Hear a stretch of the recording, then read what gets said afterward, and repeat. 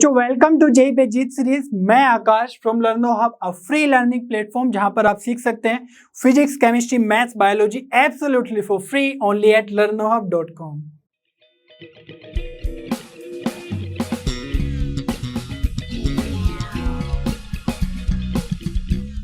बच्चों आज हम जेई सीरीज में कंटिन्यू करने वाले हैं परम्यूटेशन एंड कॉम्बिनेशन।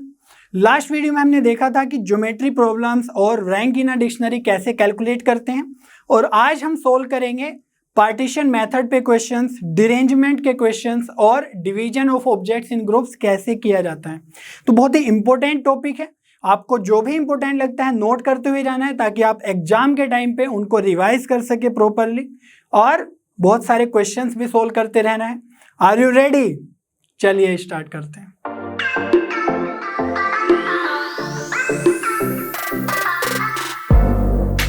चलिए एक एग्जांपल से स्टार्ट करते हैं और फिर इसको जनरलाइज करने की कोशिश करेंगे।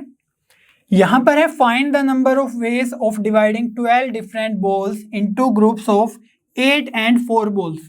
तो हमारे पास 12 बॉल्स हैं, उसके 2 ग्रुप्स बनाने हैं, एक में 8 आना चाहिए और एक में 4 बॉल्स आना चाहिए। ठीक है, तो चलिए देख लेते हैं क्या हम 12 बॉल्स को इस तरीके से ग्रुपिंग कर सकते हैं, इस तरीके से रिप्रेजेंट कर सकते हैं कि 12 में से 8 एक को बनाना है और 4 का एक ग्रुप बनाना है।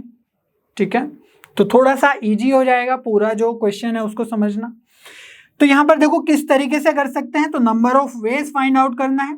सिंपली हमें क्या करना है, 12 बॉल में से 8 बॉल्स को सेलेक्ट करना है। ठीक है, तो डिफरेंट बॉल्स हैं तो क्या करेंगे, 12C8। अगर सेम बॉल्स होती तो एक ही तरीका होता कि 12 में से कोई भी 8 बॉल्स उठा लो, लेकिन डिफरेंट है तो 12C8 वेज में सेलेक्ट कर सकते हैं। एंड हमें दूसरा ग्रुप भी बनाना है।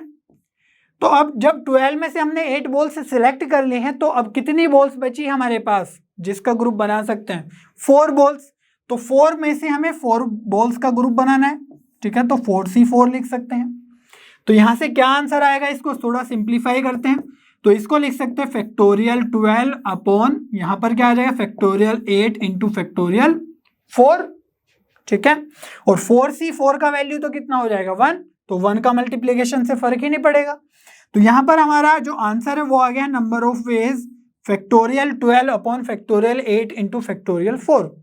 तो ये तो यहां से भी हम देख के लिख सकते हैं कि नहीं कि हमें 12 को अरेंज करना है, तो ऊपर लिख दो फैक्टोरियल 12 और नीचे आ जाएगा फैक्टोरियल 8 और यहां पर आ जाएगा फैक्टोरियल 4। कितना आसान है ये सब। तो देखते हैं नेक्स्ट पार्ट, उसको भी देखेंगे, थोड़ा सा ऑब्जर्व करेंगे क्या बनता है आंसर। और यहां के आगे तो आप सोल्व कर सकते हो, उसमें कोई डाउट नहीं होना चाहिए, लेकिन इस टर्म को, इस एक्सप्रेशन को हम डायरेक्टली कैसे लिखते हैं उसको सीखने की कोशिश कर रहे हैं। तो यहां पर देखो सेकंड पार्ट में बोला गया है कि 12 बॉल्स ही है, उसको हमें 3 and 4 and 5 बॉल्स में डिवाइड करना है, मींस ग्रुप बनाना है। ठीक है, तो 3, 4, 5 में। तो यहां पर देखो ये डायग्राम से बना लेंगे हम। 12 में से हमें 5 का ग्रुप बनाना है, 4 का ग्रुप बनाना है और 3 का ग्रुप बनाना है।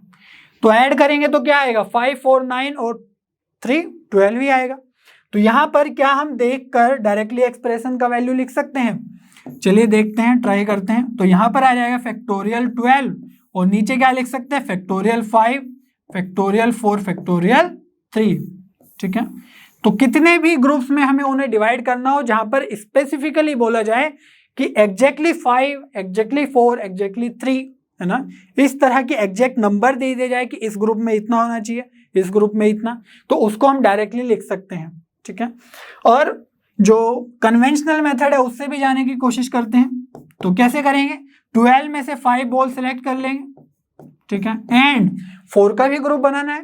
तो 12 में से जब 5 को सेलेक्ट कर लिया तो कितने बचे बॉल्स, 7 बॉल्स बचे। तो 7 में से हमें 4 का भी ग्रुप बनाना है, 7C4। फिर बची 3 बॉल्स, तो 3 का, है ना, 3 में से 3 का ग्रुप बनाना है। तो 3C3 तो 1 ही हो जाएगा। और यहां से क्या वैल्यू आएगी, यहां से हम लिख सकते हैं फैक्टोरियल 12 अपॉन फैक्टोरियल 5, और यहां पर क्या आएगा, n-r 12 - 5, तो यह आ जाएगा फैक्टोरियल 7, और यहां पर आ जाएगा फैक्टोरियल 7 अपॉन फैक्टोरियल 4, फैक्टोरियल 7 - 4 3। तो फैक्टोरियल 7 इजीली कैलकुलेट होता हुआ दिख रहा है। ठीक है, और ये तो 1 ही रहेगा, इससे हमें कोई फर्क ही नहीं पड़ रहा है। तो देखो ऊपर आ जाएगा फैक्टोरियल 12 और नीचे क्या है फैक्टोरियल 5, फैक्टोरियल 4, फैक्टोरियल 3। तो डायरेक्टली अगर ये आपने डायग्राम बना लिया तो उसकी हेल्प से हम डायरेक्टली आंसर लिख सकते हैं अपना। फाइनली सॉल्विंग जो है वो तो कर सकते हो आसानी से। तो फैक्टोरियल 12 को हम क्या ऐसे रिप्रेजेंट कर सकते हैं 5 + 4 + 3 और नीचे क्या आ जाएगा फैक्टोरियल 5, फैक्टोरियल 4, फैक्टोरियल 3।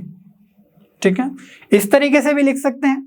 तो यहां पर क्या हो रहा है कि जितने ग्रुप्स में उसे डिवाइड कर रहे हैं उतना ही है ना ऊपर फैक्टोरियल में है। ठीक है, तो इसको चलिए जनरलाइज करने की कोशिश करते हैं। अभी हमने देखा कि अगर हमारे पास कुछ डिस्टिंक्ट ऑब्जेक्ट्स हैं तो हम उसको किस तरीके से डिफरेंट डिफरेंट ग्रुप्स में डिवीजन बना सकते हैं।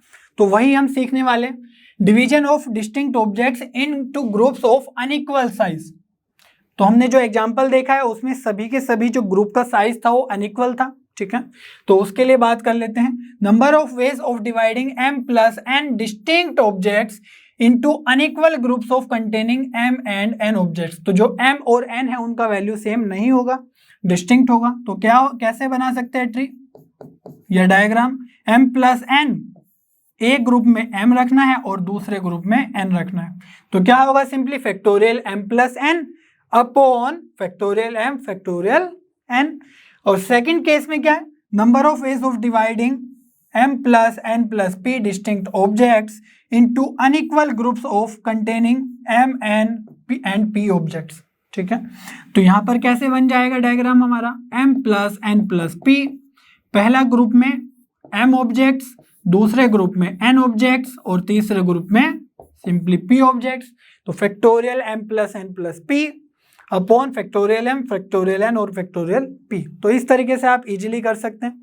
अब हम देखने की कोशिश करते हैं कि जब इक्वल साइज का ग्रुप में हमें डिस्ट्रीब्यूट करना हो तो कैसे करेंगे। एक एग्जांपल कंसिडर करते हैं।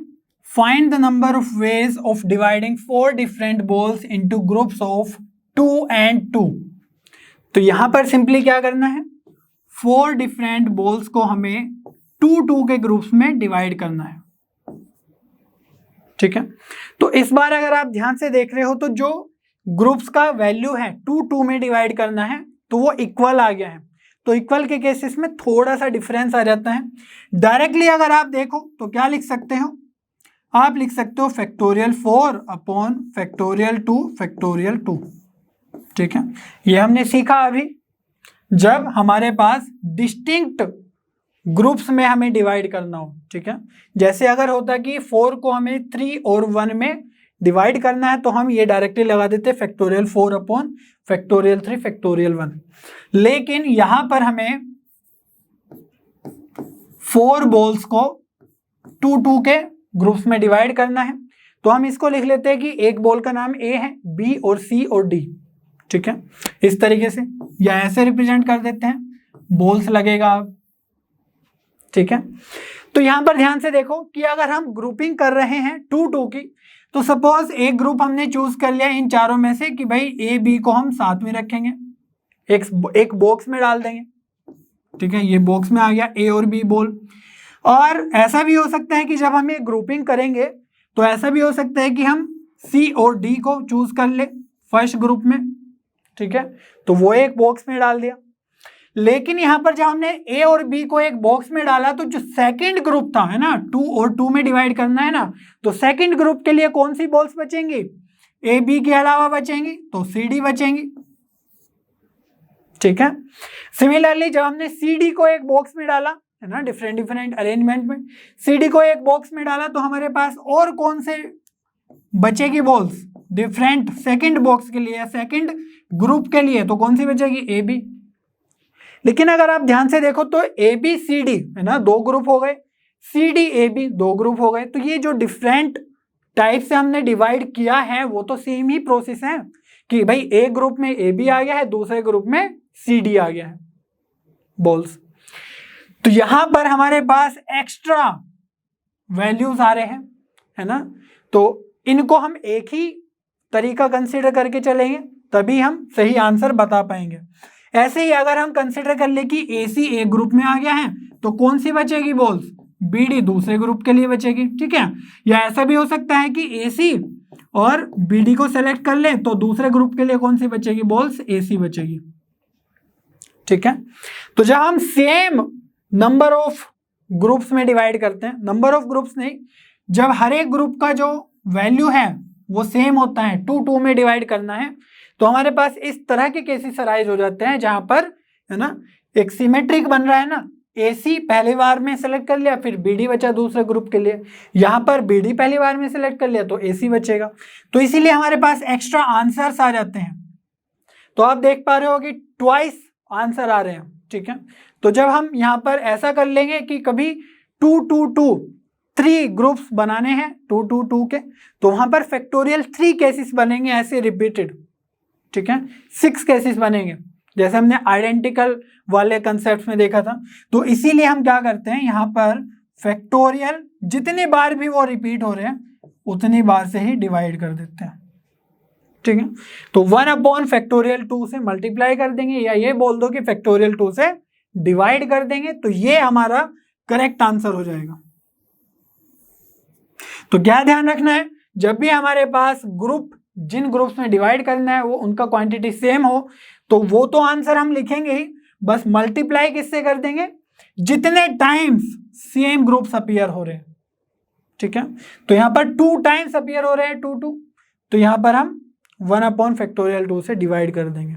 जैसे सपोज हमारे पास ग्रुप होता है ना 6 को हमें 3 3 में डिवाइड करना है, तो क्या आता आंसर, फैक्टोरियल 6/3 ये तो हम नॉर्मली लिखते हैं, लेकिन हमारा जो ग्रुप्स है वो 2 टाइम्स रिपीट हो रहा है, ठीक है, ये भी 3 वाला, ये भी 3 वाला, तो यहां पर भी हम फैक्टोरियल 2 से डिवाइड करेंगे, जितने टाइम्स वो रिपीट हो रहा है उतने ही फैक्टोरियल से डिवाइड कर देंगे, ठीक है। I hope it is clear. चलिए एक जनरलाइज्ड फॉर्मूला लिख लेते हैं, division of distinct objects into groups of equal size. तो यहां पर है number of ways of dividing 2m distinct objects into equal groups containing m objects each. तो कैसे होगा, 2m है और यहां पर m का ग्रुप है और यहां पर भी m का ग्रुप है, ठीक है। तो क्या करना है, सिंपली 2m फैक्टोरियल लिखना है, अपॉन में फैक्टोरियल m, और डिवाइड कितने से करना है, 1/2 फैक्टोरियल कर देना है, क्योंकि यहां पर 2 ग्रुप्स अलाइक है, सेम है। Similarly number of ways of dividing 3m object distinct objects into equal groups containing m objects each. तो यहां पर कैसे डायग्राम बनेगा, 3m, यहां पर m ऑब्जेक्ट्स का एक ग्रुप, m ऑब्जेक्ट्स का दूसरा ग्रुप और m ऑब्जेक्ट्स का थर्ड ग्रुप, ठीक है। तो यहां पर भी 3m factorial upon m factorial, और डिवाइड कितने से करेंगे, क्योंकि ये 3 टाइम्स सेम ग्रुप आ रहे हैं, तो हम फैक्टोरियल 3 से डिवाइड कर देंगे, या ये बोलो 1/3 से मल्टीप्लाई कर देंगे, ठीक है। एक एग्जाम्पल सोल्व करते हैं जिसमें सभी तरह के केसेस हमें मिल जाएंगे देखने को, ठीक है। In how many ways can 12 different books be distributed among 3 students if each student receives at least 3 books, ठीक है। तो 12 बुक्स हमें डिस्ट्रीब्यूट करनी है, तो सबसे पहले उनके ग्रुप्स बना लेते हैं, ठीक है। तो पहला ग्रुप क्या हो सकता है देखने की कोशिश करते हैं, और कंडीशन ये है कि एटलीस्ट 3 बुक्स तो जानी चाहिए हर एक स्टूडेंट के पास, तो हर एक ग्रुप में हमारे पास 3 बुक्स होनी चाहिए, तो 12 का हमें 3 ग्रुप्स बनाने हैं, ठीक है। तो एटलीस्ट 3 की कंडीशन है, तो क्या करते हैं कि इन दोनों में 3 पुट कर देते हैं, ठीक है, और जो बाकी बुक्स बची वो थर्ड ग्रुप में पुट कर देंगे, तो कितनी हुई 3 3 6, और बाकी कितनी बची 6 बुक्स यहां पर आ जाएगी, ठीक है।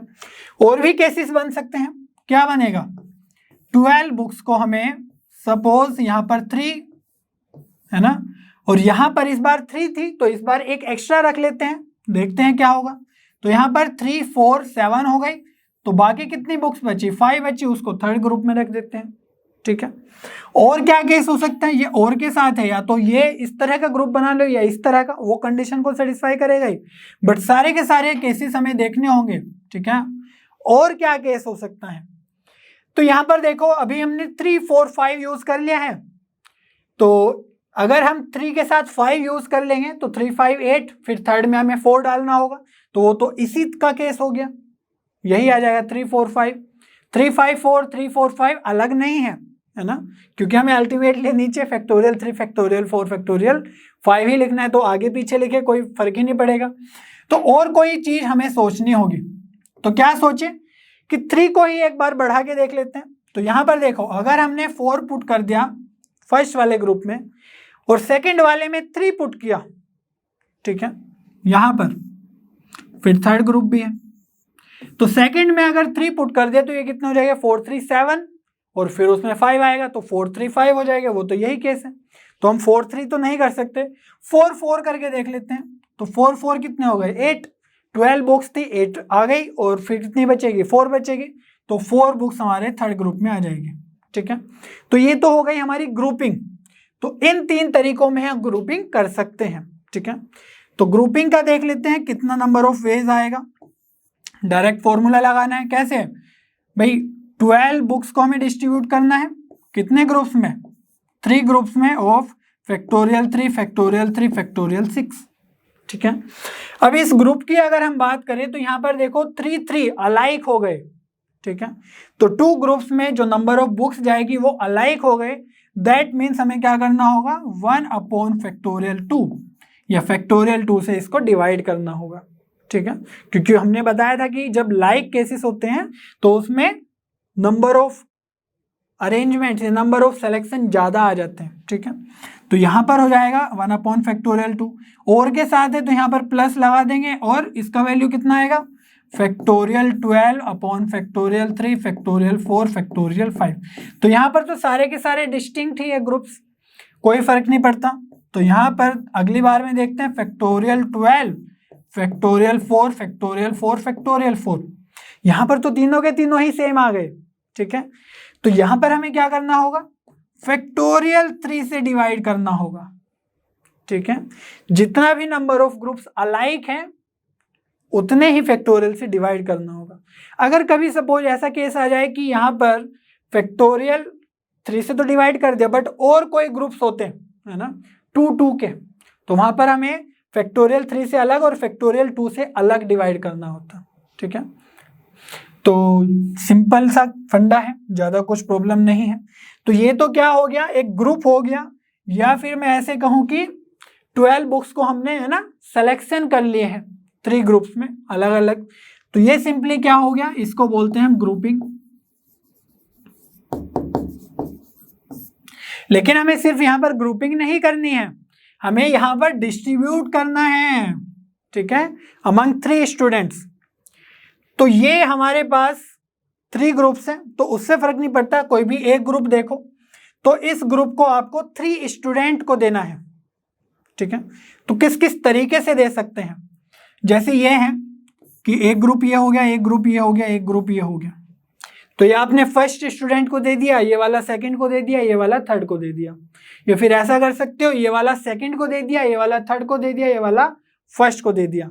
तो अभी अरेंजमेंट्स भी करने हैं। ठीक है, तो ऐसे समझ लो कि जैसे हम एनपीआर करते हैं नंबर ऑफ अरेंजमेंट्स, उसको करते हैं एनसीआर इंटू फैक्टोरियल आर। ठीक है, पहले सेलेक्ट करते हैं फिर अरेंज करते हैं, तो यहां पर क्या हुआ सिलेक्शन हो गया या ग्रुपिंग हो गया। ठीक है, अभी अरेंजमेंट भी करना है 3 स्टूडेंट्स में, तो सिंपली फैक्टोरियल 3 से मल्टीप्लाई कर देंगे। ठीक है, तो जहां पर भी हमें यह बोल दिया जाए कि स्पेसिफिकली 3 स्टूडेंट्स में उसको डिस्ट्रीब्यूट करना है, ठीक है, तो उसके लिए हमें फैक्टोरियल 3 भी करना होगा, क्योंकि उनमें डिफरेंट डिफरेंट अरेंजमेंट्स बनेंगे। चलिए एक बहुत ही इंपॉर्टेंट एंड इंटरेस्टिंग कंसेप्ट सीखते हैं, पार्टीशन मेथड। तो यहां पर बोला गया है जैसे distributing 6 identical balls into 2 people. तो हमारे पास 6 बॉल्स हैं और इसको 2 पीपल में डिस्ट्रीब्यूट करना है। ठीक है, और आइडेंटिकल बॉल्स हैं तो फर्क नहीं पड़ता है किस पर्सन को कौन सी बॉल मिल रही है। ठीक है, तो हम क्या करेंगे, अगर हम ये सोचे कि ये जो 3 बॉल्स हैं हम एक पर्सन को दे दें और जो सेकंड 3 बॉल्स है उसको एक पर्सन को देते हैं, तो एक डिस्ट्रीब्यूशन हो गया। ऐसा भी कर सकते हैं कि हम 2 बॉल्स एक पर्सन को दे दो और 4 बॉल्स अनदर पर्सन को दे दें, तो ये भी एक तरह का डिस्ट्रीब्यूशन है। तो इससे के लिए हम क्या करेंगे, एक यहाँ पर स्लैश बना देंगे, या इसको आप स्टिक भी बोल सकते हैं। ठीक है, तो 6 आइडेंटिकल बॉल्स हैं और एक स्टिक है, तो किस तरीके से डिस्ट्रीब्यूशन हो सकते हैं, चलिए देखने की कोशिश करते हैं। तो एक पर्सन है P1 और सेकंड पर्सन है P2। तो हो सकता है कि P1 को 0 बॉल्स मिले, ठीक है, और P2 को हम सारे की सारी बॉल्स दे दें, या फिर ऐसा भी कर सकते हैं 1 2 3 4 5 और 6। तो यहां पर क्या आ जाएगा 5 4 3 2 1 0, ठीक है। ये कौन से वाला केस है, 2 बॉल्स फर्स्ट पर्सन को और 4 बॉल्स सेकंड पर्सन को, तो ये वाला हो गया 2 4, ठीक है। या ऐसा भी कर सकते हैं कि इस स्टिक को हम यहां पर डालने के बजाय यहां पर पुट कर दें, ठीक है। तो स्टिक के पहले कितनी बॉल्स हैं, 0 बॉल्स हैं, और स्टिक के बाद कितने बॉल्स हैं, 6 बॉल्स हैं। तो ये वाला केस हो गया फर्स्ट वाला, ठीक है। तो हमारे पास हम देख सकते हैं कि 7 ही केसेस हैं, क्योंकि आइडेंटिकल ऑब्जेक्ट से तो फर्क नहीं पड़ता हम किस तरीके से कितने कितने दे रहे हैं। और अगर ऐसा हो कि यहाँ पर 1 2 3 4 5, तो 5 बॉल्स फर्स्ट पर्सन को दे दी, और स्टिक के बाद वाली जो बॉल्स हैं वो एक बॉल है वो अनदर पर्सन को दे दी, तो 5 और 1 ये वाला हो जाएगा हमारा अरेंजमेंट, ठीक है। तो बेसिकली कर क्या रहे हैं हम यहाँ पर, 6 बॉल्स एंड 1 स्टिक को कितने तरीकों से हम अरेंज कर सकते हैं। तो स्टिक है ना, ये हमारे पास 6 बॉल्स है और एक स्टिक है, 7 ऑब्जेक्ट्स है, तो उनको हम कितने तरीकों से अरेंज कर सकते हैं उसको ही बेसिकली देख रहे हैं। क्योंकि जहां पर भी स्टिक आ जाएगी उससे पहले वाली बॉल्स हम एक पर्सन को दे देंगे और अनदर बॉल्स हम दूसरे पर्सन को दे देंगे, ठीक है। तो हमेशा कहीं ना कहीं स्टिक तो रहेगी ही बीच में, तो जहां पर भी वो रहेगी वहीं से पार्टीशन हो जाएगा, ठीक है। बस सिंपली हमें ये देखना है कि कितने वेज में हम उस डिस्ट्रीब्यूशन को कर सकते हैं। तो क्या होता है सिंपली, अब भाई हमारे पास 6 बॉल से एक स्टिक है, तो टोटल 7 ऑब्जेक्ट्स हैं, तो फैक्टोरियल 7। और यहाँ पर ध्यान देने वाली बात यह है कि 6 बॉल्स आइडेंटिकल है, ठीक है। तो हमें फैक्टोरियल 6 से डिवाइड करना होगा, क्योंकि आइडेंटिकल जितने भी होते हैं उनसे डिवाइड करते हैं, और स्टिक तो एक ही है, तो इसको लिख सकते हैं हम फैक्टोरियल 1, ठीक है। या फैक्टोरियल 1 ना भी लिखे तो फैक्टोरियल 1 का मीनिंग 1 ही है, लिख ही सकते हैं अल्टीमेटली। तो इसको अगर आप ध्यान से देखें ये क्या लिखा हुआ है, तो ये लिखा हुआ है बेसिकली 7C1, ठीक है। 7C1 का फॉर्मूला यही होता है, factorial 7 upon factorial 1 into denominator में ही 7 माइनस 1, तो फैक्टोरियल 6। तो 7C1 यहां से हमारा आंसर आ गया है। इसको अगर हम जनरलाइज करने की कोशिश करें तो ध्यान से देखो कि हमें ना 2 पीपल में अरेंज करना है, डिस्ट्रीब्यूशन करना है, ठीक है। तो 6 आइडेंटिकल बॉल्स है, कितनों को हमें डिस्ट्रीब्यूट करना है, n बॉल्स को डिस्ट्रीब्यूट करना है।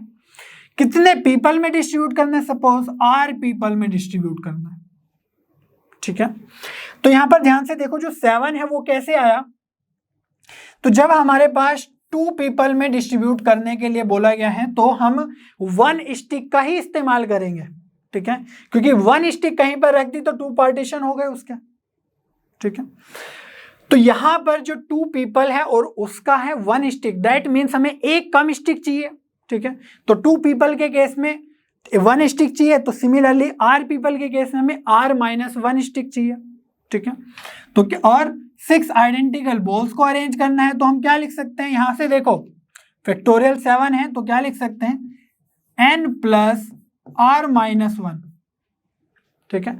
इतने ऑब्जेक्ट्स को तो हमें अरेंज करना है, n की जगह 6, r-1 मीन्स 2-1, 2 पीपल है, इतनों को हमें अरेंज करना है। और नीचे क्या आ रहा है फैक्टोरियल 6 फैक्टोरियल 1, तो यहां से देख लो 7C1, तो नीचे क्या आ रहा है, जितने लोगों को अरेंज किया -1 r-1, तो यहाँ पे आ जाएगा आपका r-1। तो हम सिंपली लिख सकते हैं n plus r-1 c r-1। जब भी हमें n आइडेंटिकल ऑब्जेक्ट्स को r पीपल में या r ग्रुप्स में, है ना, अरेंज करना होगा या डिस्ट्रीब्यूट करना होगा। तो अब यहाँ पर हम नेक्स्ट केस देखते हैं, जहां पर लिखा हुआ है distributing 6 identical balls into 3 people, ठीक है। तो 3 पीपल या 3 पार्टीशन करने हैं, उसके लिए हमें 2 स्टिक्स की जरूरत होगी। तो अगर हमने 1 स्टिक सिंपली डाल दिया तो दैट मीन्स हमारे 2 ही पार्टीशन हुए, लेकिन अगर हम 2 स्टिक्स डाल देंगे तो हमारे 3 पार्टीशन हो जाएंगे कि भाई ये 3 बॉल्स एक पर्सन को जाएगी, सेकेंड बॉल या है ना, फोर्थ बॉल एक पर्सन को जाएगी और लास्ट की 2 बॉल्स एक पर्सन को, तो 3 पर्सन में हम डिवीजन कर पाएंगे with the help of 2 sticks. ठीक है, तो यहां पर अगर हम इस फॉर्मूला को डायरेक्ट लगाए तो कैसे लगा सकते हैं, ये हो गया हमारा n, कितने बॉल्स को हमें डिस्ट्रीब्यूट करना है और r पीपल में डिस्ट्रीब्यूट करना है। ठीक है, तो क्या आएगा answer, n plus r means 6 plus 3 minus 1 c r minus 1 that means 3 minus 1, तो यहां से n कितना आ जाएगा आपका 6 प्लस 3 9 माइनस 1 8, तो 8c2 आपका आंसर आ जाएगा। अगर हम उस तरीके से जाए जो हमारा फंडामेंटल तरीका था कि भाई हमें डिफरेंट प्लेसेस पर स्टिक्स को अरेंज करना है और जहां पर भी स्टिक्स होगी उसके पहले के हम फर्स्ट पर्सन को दे देंगे, उन दोनों स्टिक्स के बीच में हम सेकंड पर्सन को दे देंगे बॉल्स और लास्ट वाली बॉल्स थर्ड पर्सन को दे देंगे। ऐसा भी हो सकता है ना कि दोनों की दोनों स्टिक यहीं पर आ गई, तो इसमें क्या होगा, 4 बॉल्स हमने फर्स्ट पर्सन को दे दी, सेकंड पर्सन को हमने, अब स्टिक के बीच में कोई भी बॉल नहीं है तो कुछ भी नहीं देंगे सेकंड पर्सन को, और थर्ड पर्सन को 2 बॉल्स दे देंगे। ठीक है, तो ये सारे के सारे केसेस कवर कर ले जाएंगे। यहाँ पर सिंपली हमें इनका अरेंजमेंट करना है, तो कैसे करेंगे, 6 बॉल्स है, ठीक है, और 2 स्टिक्स है हमारे पास, सिंपली इनका अरेंजमेंट करना है, तो कैसे करेंगे, 6 प्लस 2 8 ऑब्जेक्ट्स हैं, 6 बॉल्स आइडेंटिकल है और 2 स्टिक्स भी आइडेंटिकल है। ठीक है, स्टिक्स भी आइडेंटिकल ही है ना, तो यहां पर देखो इसको क्या बोल सकते हैं, फैक्टोरियल 8 अपॉन फैक्टोरियल 6 फैक्टोरियल 2, तो इसको लिख सकते हो आप फैक्टोरियल 8c2। ठीक है, तो 8c2 को अगर आप एक्सपेंड करेंगे तो आपका यही आएगा फैक्टोरियल 8 अपॉन फैक्टोरियल 6 फैक्टोरियल 2, यही हमारा आंसर इस फॉर्मूला से आ जाता है। तो ये आपको ध्यान रखना है, n plus r minus 1 C r minus 1। चलिए पार्टीशन मेथड के कुछ एप्लीकेशंस देख लेते हैं। Find the number of non negative integral solutions of the equation x plus y plus z equals to 8। तो यहां पर हमसे पूछा गया नॉन नेगेटिव इंटीग्रल सॉल्यूशंस, तो इंटीग्रल सॉल्यूशंस तो सिंपल है 1 2 3 4 5 या -1 -5 -8, नेगेटिव में भी इंटीजर्स होते हैं, बट यहां पर बोला गया है non negative. Non negative means negative नहीं होने चाहिए, उसके अलावा कोई भी इंटीजर ले लो, दैट मीन्स 0 या 0 से ज्यादा। ठीक है, तो x की वैल्यू क्या होनी चाहिए, 0 या 0 से ज्यादा होनी चाहिए, उस तरह के सॉल्यूशन चाहिए। y की वैल्यू भी 0 या 0 से ज्यादा, z की वैल्यू भी 0 या 0 से ज्यादा। तो नॉन नेगेटिव का मीनिंग यही होता है कि नेगेटिव को एक्सक्लूड कर देना है, उसके अलावा तो नॉन नेगेटिव में हमारा 0 भी आ जाता है। ठीक है, तो यहां पर हमें इस तरह के सॉल्यूशंस चाहिए, और इस इक्वेशन को ध्यान से देखो, x plus y plus z equal to 8। तो यहां पर क्या हो रहा है कि हमारे पास इस तरीके से आप सोच सकते हो कि हमारे पास 8 बॉल्स है और उसको हमें 3 पीपल में डिवाइड करना है। ठीक है, क्यों ऐसा मैं बोल रहा हूं, क्योंकि किस तरह के सॉल्यूशन हो सकते हैं देखने की कोशिश करते हैं। x plus y plus z, तो कुछ कुछ वैल्यूज होंगी उनकी ग्रेटर देन और इक्वल टू 0 होनी चाहिए। मान लो x की वैल्यू हो गई 2, y की वैल्यू हो गई 3, तो बाकी z की वैल्यू क्या होनी चाहिए ताकि सम 8 आ जाए, तो 3 2 प्लस 3 5 और ये होना चाहिए 5। ठीक है, तो ऐसा सोच सकते हो कि x को हमने 2 बॉल्स दे दी, y को हमने 3 बॉल्स दे दी और z को हमने 3 बॉल्स दे दी, तो हमारा एक सॉल्यूशन आ गया या फिर एक तरीका हो गया डिस्ट्रीब्यूट करने का। ठीक है, तो यहां पर सिमिलरली और भी सॉल्यूशंस हो सकते हैं, हो सकता है कि x को हम 1 भी ना दें और y को हम 8 की 8 दे दें और z वाले को भी हम 0 दे दें। ठीक है, तो x y z को ये समझ लो कि 3 पीपल है। ठीक है, तो फर्स्ट पर्सन को हम x बॉल्स दे रहे हैं अलग अलग केसेस में, है ना, सेकंड पर्सन को y बॉल्स दे रहे हैं और थर्ड पर्सन को हम z बॉल्स दे रहे हैं, है ना, क्वांटिफाई अगर हम करें तो यहां पर वही क्वेश्चन हुआ कि भाई हमारे पास 8 बॉल्स हैं, ये कितने हो गए 1 2 3 4 5 6 7 8, और उसको हमें 3 वेरिएबल्स में डिस्ट्रीब्यूट करना है या 3 पर्सन्स में डिस्ट्रीब्यूट करना है। तो कैसे करेंगे, कहीं पर भी हम 2 स्टिक्स यूज करेंगे। ठीक है, तो ये स्टिक्स कहीं पर भी हो सकती हैं। तो अगर हम 0 8 0 की बात करें ठीक है।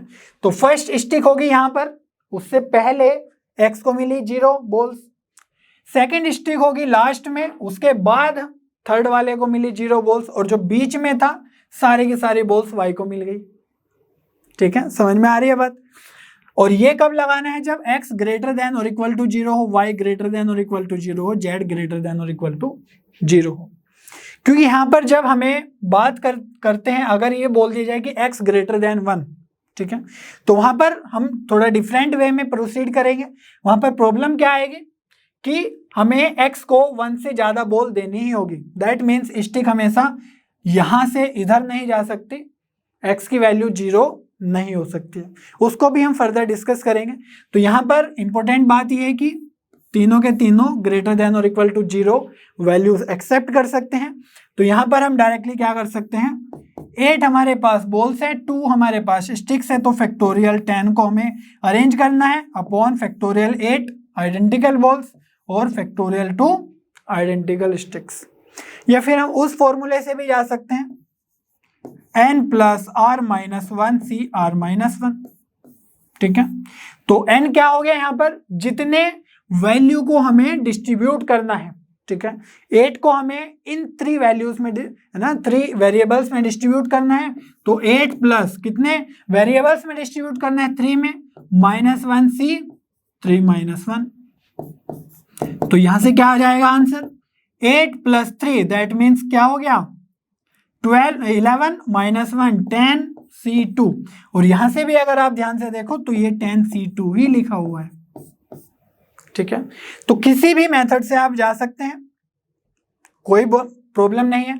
बस इस बात को समझना है कि क्या हम इसमें ये बॉल और स्टिक वाला मेथड यूज कर सकते हैं। चलिए एक और एग्जांपल कंसीडर कर लेते हैं।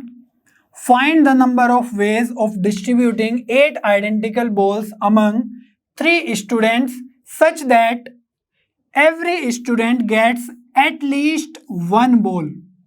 ठीक है, तो 8 बॉल्स है हमारे पास और उसको 3 स्टूडेंट्स में हमें डिस्ट्रीब्यूट करना है सच दैट हर एक स्टूडेंट के पास एटलीस्ट 1 बॉल तो आ जाए।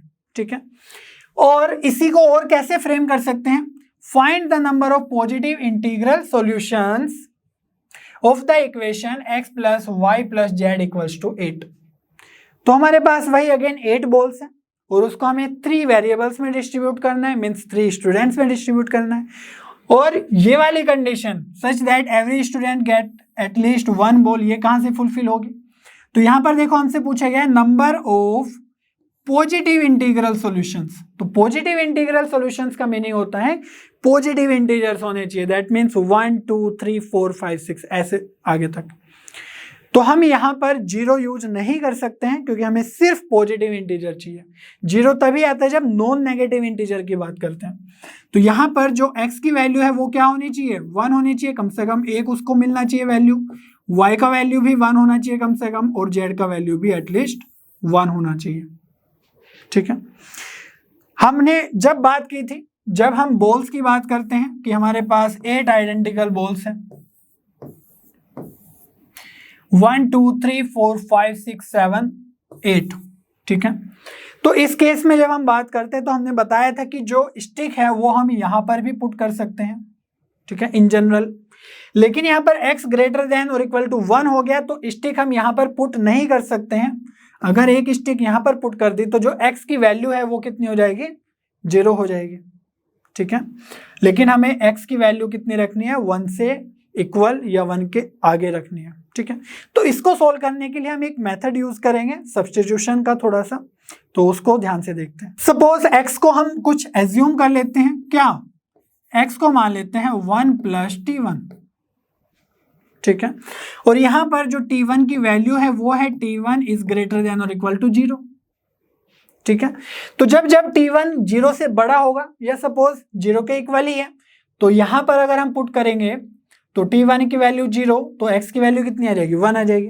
तो मिनिमम वैल्यू t1 की 0 जा सकती है, तो मिनिमम वैल्यू ऑफ x कितनी जा सकती है, 1 जा सकती है। वही तो हमें चाहिए कि x 1 से बड़ा होना चाहिए, 1 के इक्वल। अगर हमने t1 ले लिया तो यहाँ पर x की वैल्यू हो जाएगी 1 + 1 2, तो यहाँ पर ये इसको सेटिस्फाई करेगा ही करेगा। ठीक है, तो हमने क्या किया कि एक नया वेरिएबल असाइन कर दिया जिसका वैल्यू 0 या 0 से बड़ा चाहिए, क्योंकि उसको हम पार्टीशन मेथड के थ्रू यूज कर सकते हैं, ठीक है। और y को क्या एज्यूम कर लेते हैं, 1 + t2, जहां पर t2 इज ग्रेटर देन और equal to 0। Similarly z equals to 1 + t3 such that t3 is greater than और इक्वल टू 0, ठीक है। तो t1 t2 t3, तो इस इक्वेशन को हम t1 t2 t3 में सब्स्टिट्यूट करेंगे, है ना, कैलकुलेट करने की कोशिश करेंगे। तो x की जगह पुट कर देंगे 1 + t1, y की जगह 1 + t2, z की जगह 1 + t3 इक्वल्स टू कितना 8। तो 1 1 1 तीनों को ऐड करेंगे तो उधर जाके -3 हो जाएगा। तो यहां से आ जाएगा t1 + t2 + t3 equals to 8 - 3 which is 5, ठीक है। तो यहां पर हमारे पास 3 न्यू वेरिएबल्स आ गए, और यहां पर खास बात यह है कि तीनों के तीनों वेरिएबल 0 के इक्वल या 0 से बड़े हैं, ठीक है। तो अब हम इस इक्वेशन पे पार्टीशन का मेथड यूज कर सकते हैं, ठीक है। तो क्या फॉर्मूला बताया था, n + r - 1 c r - 1, तो क्या हो जाएगा, n क्या है, कितने ऑब्जेक्ट्स को हमें अरेंज करना है ना, डिस्ट्रीब्यूट करना है, सॉरी। तो यहां पर 5 को करना है 5 + r कितना है, कितने वेरिएबल्स में या कितने स्टूडेंट्स में हमें उसको अरेंज करना है, तो वो कितना हो जाएगा 3 - 1 c 3 - 1, तो यहां से कितना आ जाएगा वैल्यू 5 3 8 -1, तो ये आ जाएगा 7 c2, ठीक है। तो यहां पर बिल्कुल सेम ही है, ये वर्डिंग अलग है बट दोनों के दोनों क्वेश्चन सेम ही है, क्योंकि हमें 8 आइडेंटिकल बॉल्स को ही हम यहां पर डिस्ट्रीब्यूट कर रहे हैं, ठीक है, अमंग 3 स्टूडेंट। आई होप इतना सब कुछ क्लियर हो गया होगा। यहां पर डिफरेंस सिर्फ इतना था कि जब हमारे पास वेरिएबल्स पे कंडीशन है तो उसको हम ग्रेटर देन और इक्वल टू 0 में कैसे कन्वर्ट करेंगे। चलिए एक और वेरिएशन के क्वेश्चन देखने की कोशिश करते हैं। Find the number of non negative integral solutions of the inequality x + y + z less than और इक्वल टू 8। तो यहां पर हमसे नॉन नेगेटिव इंटीग्रल सॉल्यूशंस पूछा गया है, दैट मींस ग्रेटर देन और equal to 0, y greater than और equal to 0, z greater than और इक्वल टू 0। तो इसी में हमें डील करना है। तो x + y + z का मिनिमम वैल्यू कितना हो सकता है, 0 हो सकता है, जब x भी 0 y भी 0 z भी 0, ठीक है। तो यहां से हमारे पास कितने केसेस बन सकते हैं, तो ऐसा हो सकता है कि तीनों का जो समेशन है वो 0 के इक्वल आ जाए, तो वो 8 से छोटा ही होगा, तो 8 के इक्वल या 8 से छोटा होना चाहिए इनका सम, x + y + z। तो यहां से क्या हो सकता है 1 भी आ सकता है, x + y + z equal to 2 भी हो सकता है। तो इस तरह की बहुत सारी इक्वेशंस होंगी। कहां तक जाएगा ये, लास्ट में आएगा x + y + z equal to 8, ठीक है। तो इन सभी इक्वेशंस को हमने x + y + z less than और इक्वल टू 8 में पुट कर दिया, तो इन सभी इक्वेशंस का सॉल्यूशन पूछा गया, ठीक है। कितने इंटीग्रल सॉल्यूशंस हो सकते हैं, हमने लास्ट में सिर्फ x + y + z equal to 8 का ही सोल्व किया था, ठीक है। अब उसमें सभी का सोल्व करना होगा, लेकिन सभी को इंडिविजुअली सोल्व करने के बजाय हम एक कंसेप्ट सोच सकते हैं। कैसा, कि जैसे x है, तो सपोज करो कि x का ये घर है, ठीक है। सिमिलरली y वेरिएबल का भी एक घर है और z वेरिएबल का भी एक घर है, ठीक है। और हमें क्या करना है, 8 बॉल्स को डिस्ट्रीब्यूट करना है अमंग 3 वेरिएबल्स, ठीक है। तो यहां पर अगर आप इस केस को देखो तो क्या हुआ होगा, यहां पे x + y + z equal to 1, तो क्या हुआ होगा कि सपोज x के पास 1 बॉल आ गई, y के पास कोई भी बॉल नहीं आई, z के पास कोई भी बॉल नहीं आई, ठीक है। तो 8 में से सिर्फ हमने एक ही बॉल को डिस्ट्रीब्यूट किया, तो बाकी जो 7 की बॉल्स है वो कहां गई, ठीक है। 7 बॉल्स अगर कोई भी डिस्ट्रीब्यूट कर रहा है उसने अलग से रखी हुई है 7 बॉल्स, तो हम एज्यूम कर लेते हैं कि वो एक डिफरेंट घर में रखी हुई है W में, ठीक है। तो जब भी हम 8 बॉल्स को डिस्ट्रीब्यूट करने जाते हैं इस तरीके से कि x + y + z equal to 1, तो इनके पास तो 1 बॉल है, लेकिन जो z में है वो 7 बॉल्स उधर होगी। सिमिलरली अगर हम इस केस की बात करें x plus y plus z equals to 2, that means इन 3 घरों में तो हमारे पास 2 बॉल्स होगी और जो बाकी के बॉल्स है 6 बॉल्स वो W के अंदर चले गई। ठीक है, सिमिलरली कहीं ना कहीं ऐसा होगा x plus y plus z equals to 5। ठीक है, तो 5 बॉल्स हमारे 3 घर में है x y z के पास, किसी भी तरीके से वो हम डिस्कस नहीं कर रहे हैं, बट हम इतना बोलने की कोशिश कर रहे हैं कि जो बाकी की बॉल्स है वो हमारे पास W के अंदर रखी हुई है। ठीक है, जब हम डिस्ट्रीब्यूशन कर रहे हैं 5 इधर 3 इधर। ठीक है, तो हर एक डिस्ट्रीब्यूशन में जो भी हमारा समेशन आएगा इन सबको ऐड करके वो कितना आ रहा है, 8 आ रहा है। ठीक है, क्योंकि हम इसमें तो ये 2 5 ये वाली बॉल्स, बाकी के बॉल्स 8 में से 3 ये है ना या 6 इसमें पुट कर रहे हैं। दैट मीन्स हम इतना बोल सकते हैं कि x plus y plus z plus डब्ल्यू इक्वल्स टू कितना होगा, 8 होगा। हमेशा होगा ये, क्योंकि हमेशा हम बाकी के बॉल्स W के अंदर रख दे रहे हैं। ठीक है, ये तो ऐसा ही हो गया कि एक सॉल्यूशन है 1 2 3। ठीक है, तो x y जो जेड को तो हमने 1 2 3 दे दिया, तो ये कितना हो गया, टोटल 6 हो गया। बाकी की जो बॉल्स बची है ना वो वैल्यू हमने जेड W को दे दी, तो ये आ गया। तो अब हमसे ये पूछ लिया गया है सिंपली कि x plus y plus z plus डब्ल्यू इक्वल्स टू 8 के कितने इंटीग्रल सॉल्यूशंस होंगे। ठीक है, तो हम x plus y plus z less than और इक्वल टू 8 के इतने सारे है ना केसेस ना सोल्व करते हुए हम इस इक्वेशन का एक ही केस सोल्व कर लेंगे। बस सोचने की बात है कि ये हमारा एक एक्स्ट्रा वेरिएबल इंट्रोड्यूस हो गया है। यहां से तो आप डायरेक्टली कर सकते हैं, कैसे, n plus r minus 1 C r minus 1, तो कितना आ जाएगा वैल्यू, n क्या है, कितनी बॉल्स को हमें अरेंज करना है ना, तो 8 या डिस्ट्रीब्यूट करना है, और यहाँ पर x plus y plus z plus डब्ल्यू कितने पीपल में या कितने घरों में या कितने वेरिएबल्स में है ना उनको डिस्ट्रीब्यूट करना है, तो 4 में करना है, -1 सी 4 - 1, तो ये कितना हो गया 8 4 12 -1 11 सी 3, तो 11 सी 3 वेज हमारे है ना इंटीग्रल सॉल्यूशंस आ जाएंगे। ठीक है, चलिए एक एग्जांपल कंसिडर कर लेते हैं। Find the number of non negative integral solutions of the equation x plus y plus 2z equals to 8। तो यहां पर थोड़ा सा डिफरेंस है कि x plus y plus z ना होके 2z है, तो यहां पर हमारा पार्टीशन मेथड काम नहीं करता है। ठीक है, फेल हो जाता है। लेकिन इस क्वेश्चन को सोल्व करने के लिए एक और मेथड होता है मल्टीनोमियल थ्योरम में, जो हम सीखते हैं, तो वहां पर तो सीखेंगे ही, बट वो थोड़ा कॉम्प्लिकेटेड रहता है, तो हम इसको यहीं पर ही सोल्व करने की कोशिश करेंगे। अब क्योंकि ये बिल्कुल सेम स्ट्रक्चर पे है जैसे हम प्रीवियस क्वेश्चन सोल्व करते हुए आ रहे हैं, तो हम यहाँ पर डिफरेंट केसेस को इन्वॉल्व करके उनको चेक करके तब सोल्व करने की कोशिश करेंगे यूजिंग पार्टीशन मेथड। ठीक है, तो क्या करते हैं कि हमें पता है कि नॉन नेगेटिव इंटीग्रल सॉल्यूशन ही चाहिए, तो x ग्रेटर देन और equal to 0, y greater than और इक्वल टू 0 होगा, z ग्रेटर देन और इक्वल टू 0 होगा। ठीक है, अगर ये ऐसी कंडीशन नहीं हो तो इसको हम बना लेंगे, उसमें कोई दिक्कत नहीं होनी चाहिए। हमने एक क्वेश्चन सोल्व किया है इस तरीके से, तो ये कंडीशन होने के बाद अब हम इसको कैसे सोल्व करें, तो देखते हैं x plus y plus 2z, तो किसके कारण प्रॉब्लम आ रही है इसको देखने की कोशिश करते हैं।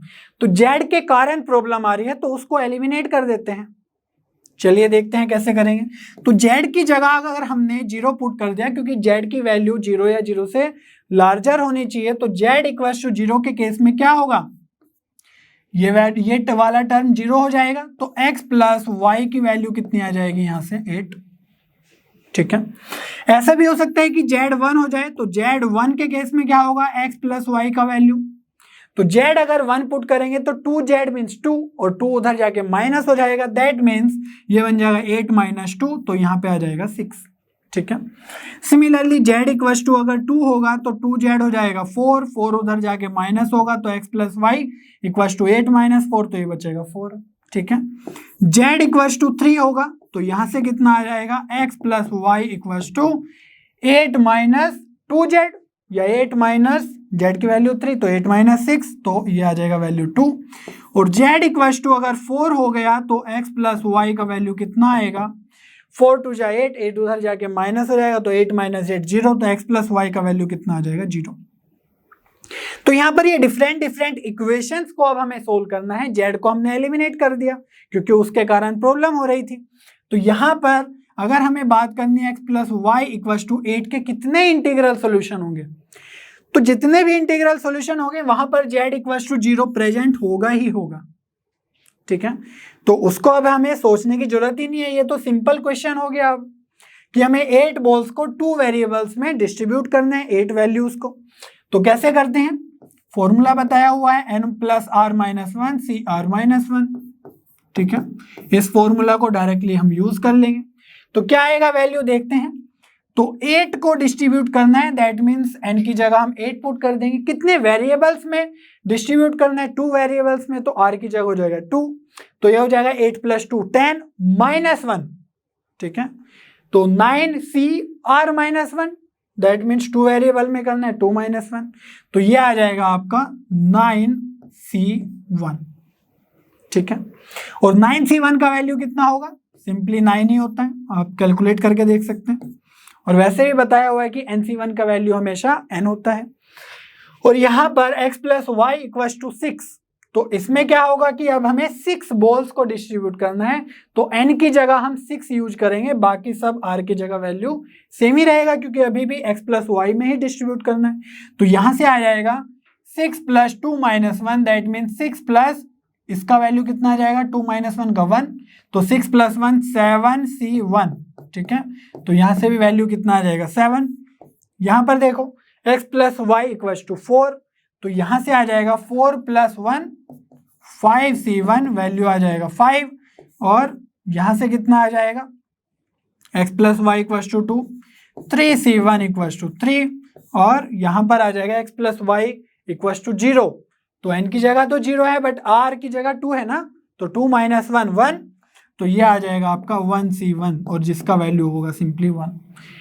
तो यहां से हमें 9 इंटीग्रल सोल्यूशन है ना, नॉन नेगेटिव इंटीग्रल सोल्यूशन मिल रहा है, यहां से 7, यहां से 5, यहां से 3, यहां से 1, तो सिंपली इनको ऐड कर देंगे, कितना आ जाएगा आंसर 1 3 4 5 9 7 16 और 9 25। ठीक है, तो 25 हमारे नॉन नेगेटिव इंटीग्रल सॉल्यूशन आ जाएंगे इस इक्वेशन के। बिल्कुल आसान है। तो इस तरीके से आप यहाँ पर केसेस बनाकर सोल्व कर सकते हैं जब हमारा पार्टीशन मेथड फेल हो जाए। तो यहाँ पर अगर 3z होता कोई बात नहीं, हम यहाँ पर z की वैल्यू पुट करते जाते, और जो भी जहाँ पर भी हमें ये वाला केस मिल जाता जहाँ पर 0 आ जाए, क्योंकि हमें x greater then 0 y greater then 0 रखना है, तो इससे ज़्यादा नीचे हम नहीं जा सकते हैं। ठीक है, तो फाइनली हम डायरेक्टली आंसर कैलकुलेट कर लेंगे और आपका आंसर आ जाएगा। ठीक है, चलिए अब एक नया कॉन्सेप्ट सीखते हैं डिरेंजमेंट का।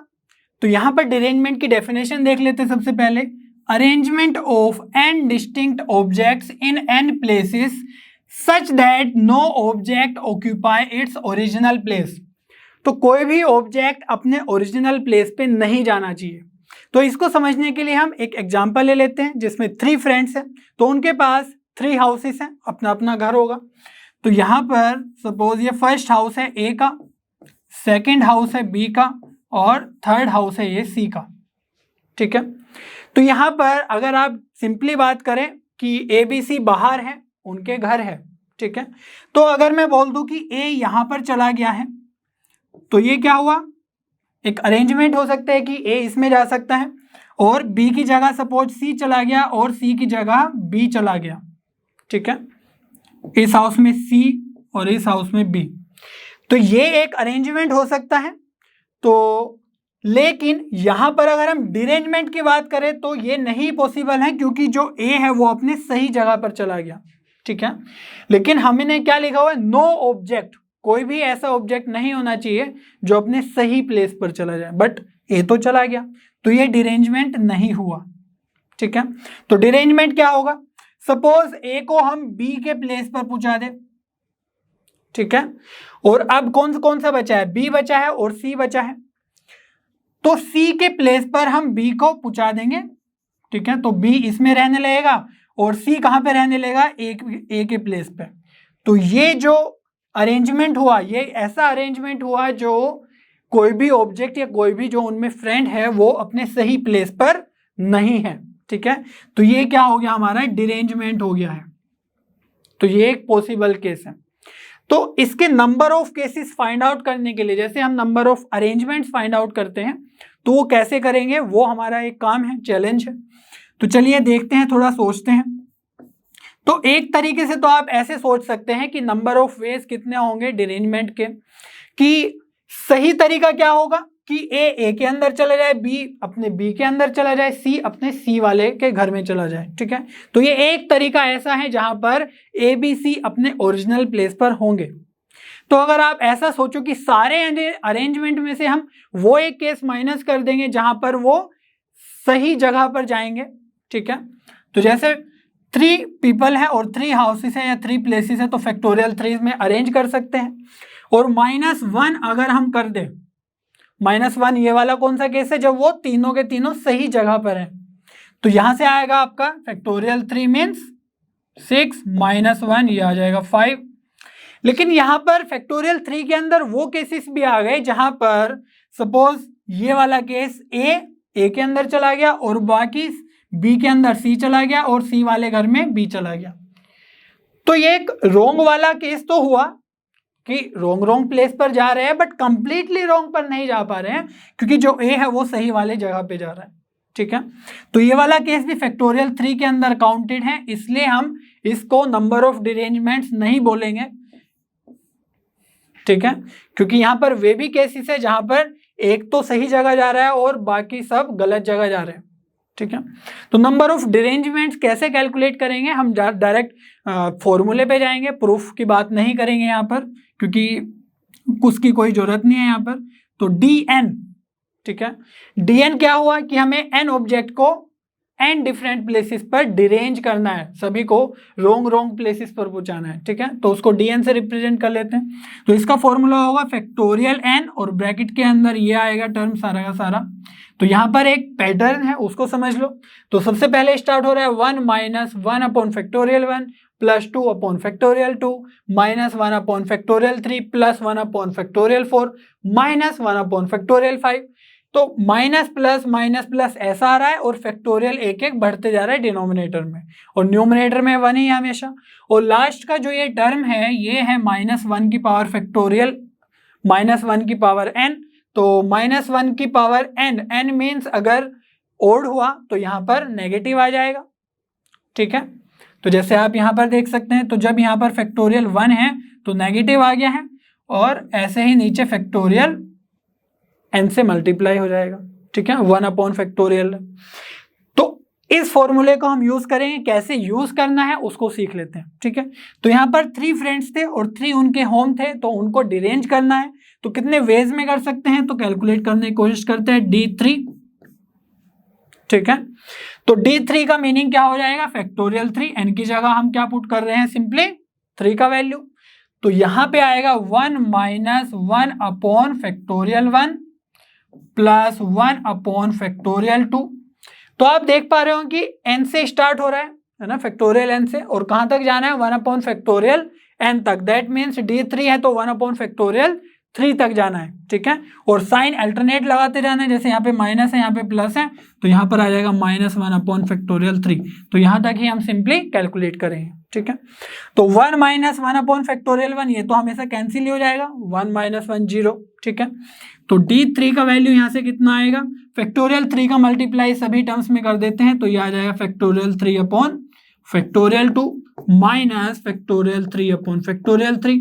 तो यहां से देखो फैक्टोरियल 3 अपॉन फैक्टोरियल 2, इसको सोल्व करेंगे तो 3 इंटू फैक्टोरियल 2 लिखेंगे, फैक्टोरियल 2 कैंसिल, तो 3 बचेगा सिंपली। और यहां से फैक्टोरियल 3 बाय फैक्टोरियल 3 -1, तो ये आ जाएगा आपका वैल्यू 2। चलिए अब देखने की कोशिश करते हैं कि ये जो 2 आंसर आया है ये किस तरीके से यहाँ पे दिखेगा। तो एक तो केस हमने देख लिया कि A B के यहाँ पर रहने लगा और B C के यहाँ पर रहने लगा और C A के यहाँ पर रहने लगा। तो दूसरा केस क्या हो सकता है, यहाँ पर हमारा आंसर 2 आया है, तो एक केस ये हो सकता है कि जो A है वो A के घर में ना रहकर वो इस बार C B के यहाँ पे पहुंचाया था, तो इस बार C के यहाँ पर ठहरा देते हैं, उसको रहने लगेगा C के प्लेस पर। अब बचे हमारे B और C, तो ये कहाँ पर जाएंगे, तो B तो यहाँ पर नहीं जाएगा, अदरवाइज वो डिरेंजमेंट नहीं होगा। तो यहां पर बी के प्लेस पर रोक देते हैं सी को, ठीक है, और ए के प्लेस पर रहने लगेगा सपोज बी, तो ये भी एक डिरेंजमेंट हो जाएगा। तो ये 2 वेज हमारे आ गए जहां पर ए बी सी फ्रेंड अपने एक्चुअल प्लेस पर नहीं रह रहे होंगे, ठीक है। तो इसी तरीके से हम डिरेंजमेंट का फॉर्मूला यूज करके डायरेक्टली वैल्यूज फाइंड आउट कर लेंगे। ओके, चलिए एक डिरेंजमेंट का एग्जांपल देख लेते हैं। Find the number of ways to put 4 letters in 4 addressed envelope so that all are in wrong places. तो यहां पर वही है केस, पहले 3 फ्रेंड और 3 हाउसेस था, अब क्या हो गया 4 एनवेलप है ना, जो जिसमें हमें 4 लेटर्स को डालना है। तो क्या करना है, सिंपली D4 कैलकुलेट कर लेना है, ठीक है, डिरेंजमेंट का ही है क्योंकि सारे के सारे रॉन्ग प्लेसेस पर जाने चाहिए, ठीक है।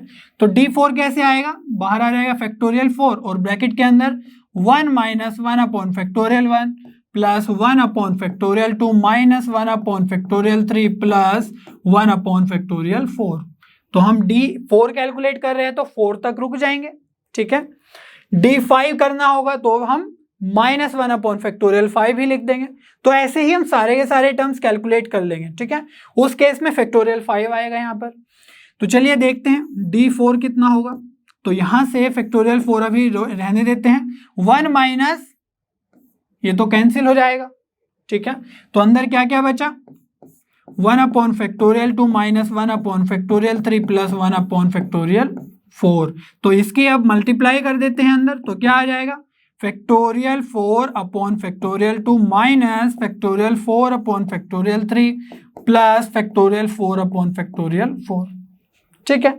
अब बस इसको सिंपली आपको कैलकुलेट कर लेना है और आपका आंसर आ जाएगा, कोई भी प्रॉब्लम नहीं होनी चाहिए।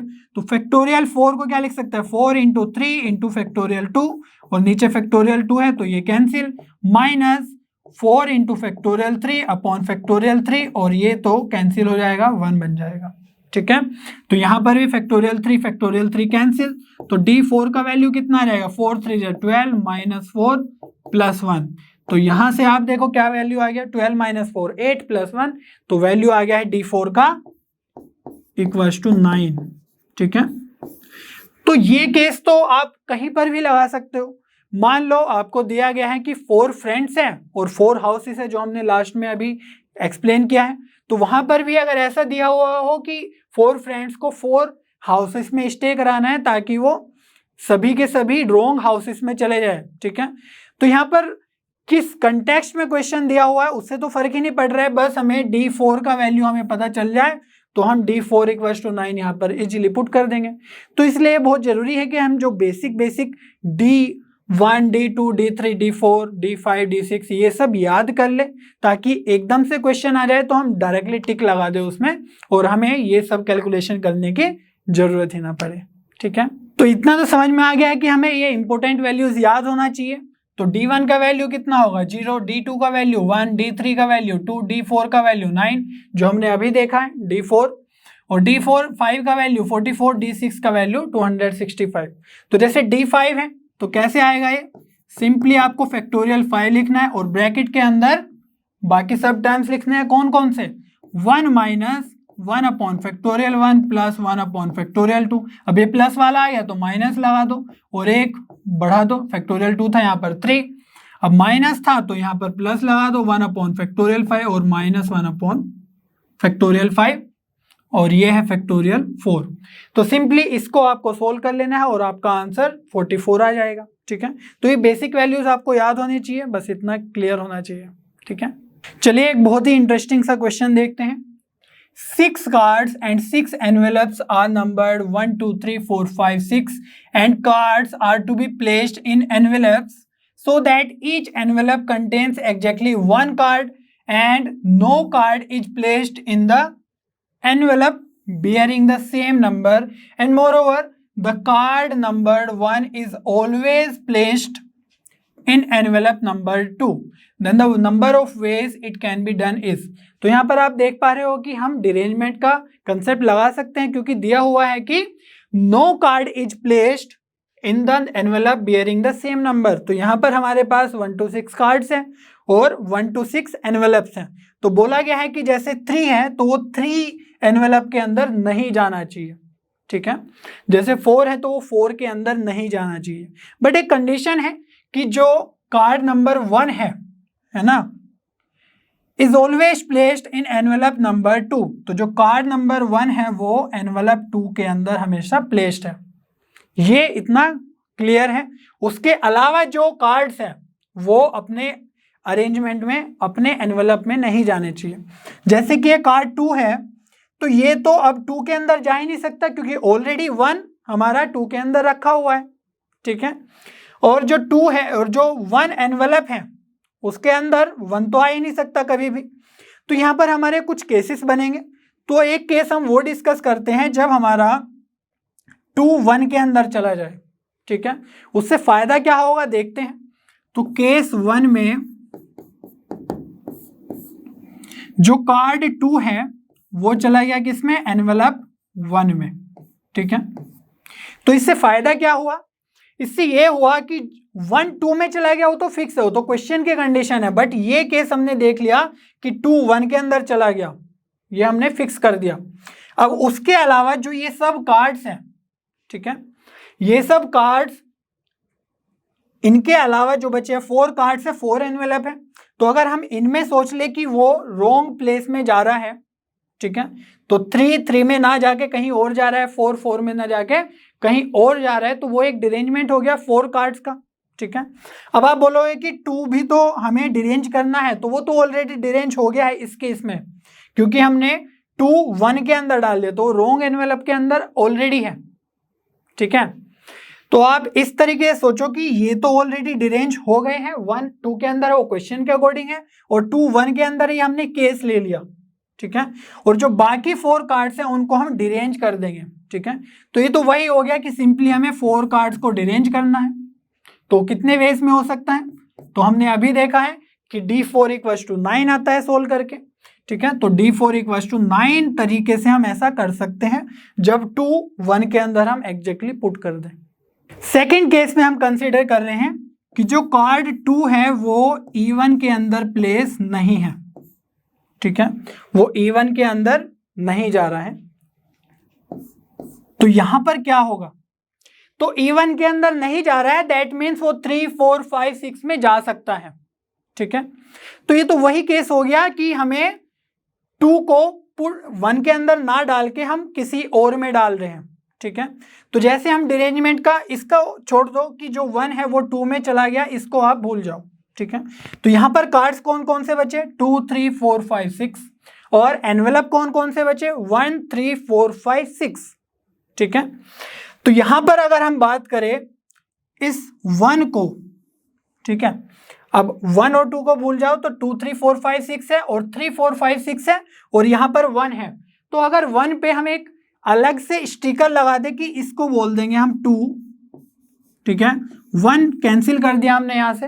तो ये क्या हुआ, इसका मतलब कि जो 2 है 2 को हमें 1 में नहीं डालना है, ठीक है। ये तो हमारा केस है। पहला केस क्या था कि इसमें फिक्स होना चाहिए, आना चाहिए, और दूसरा केस है कि ये इसमें नहीं आना चाहिए, ठीक है। तो इस 1 को हमने बोल दिया कि ये 2 है सपोज, ठीक है। तो अब केस क्या बन रहा है कि 2 2 के अंदर नहीं आना चाहिए। तो ये तो वही बात हो गई जैसे हम डिरेंजमेंट में बात कर रहे थे कि 3 3 के अंदर नहीं आना चाहिए, 4 4 के अंदर नहीं आना चाहिए, 5 5 के अंदर नहीं आना चाहिए। तो ये भी एक डिरेंजमेंट का ही पार्ट हो गया है। अब तो पहले तो हमने इसको भी इग्नोर कर दिया था क्योंकि वो ऑलरेडी फिक्स हो गया था कि वो उसी के अंदर आएगा, बट इसके अंदर अब नहीं आना चाहिए, दैट मीन्स 2 डिरेंज करना है तो 3 4 5 6 के अंदर आ सकता है। 3 2 है ना, इसको हमने 2 बोल दिया है अभी, वो 2 4 5 6 के अंदर आ सकता है। तो इस तरीके से हम डिरेंज करेंगे 5 लेटर्स इन 5 एनवेलप्स, ठीक है। तो ये केस क्या हो गया कि हमें सिंपली D5 कैलकुलेट करना है। तो यहां पर देखो D5 कितना होगा, 44, तो यहां पर वैल्यू आ जाएगी 44। तो जो टोटल नंबर ऑफ वेज होंगे जिसमें इस तरीके से किया जा सकता है वो कितने हो जाएंगे, 9 + 44 53, ठीक है।